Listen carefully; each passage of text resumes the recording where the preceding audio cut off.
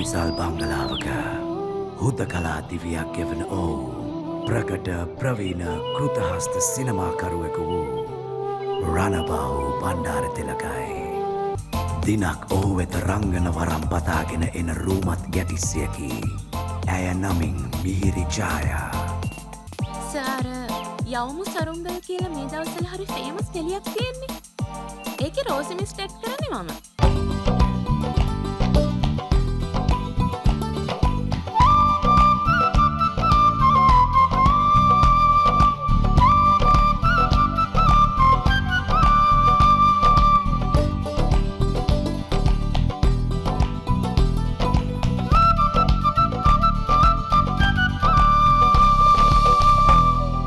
Workshops ඕන නැහැ.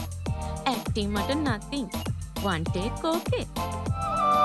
ඔස්කා සිනමාව නිසා නිර්වත් වූ ආත්ම ගෞරවය. අර ගජනායක තියාගෙන ඉවනේ. ස්ක්‍රීන් ටෙස්ට් එකකට කියලා. පැරඩයිස් එකට අරන් ගියක මන් දන්නේ නැහැ කියලා හිතාගෙන ඉන්නේ. මට ඒ ආරංචි වෙන්නේ නැහැ කියලා හිතාගෙන ඉන්නේ.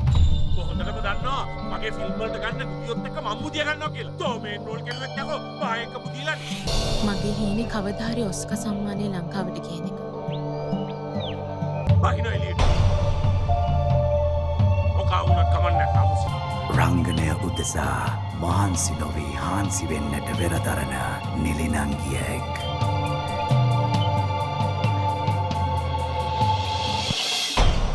ඔස්කා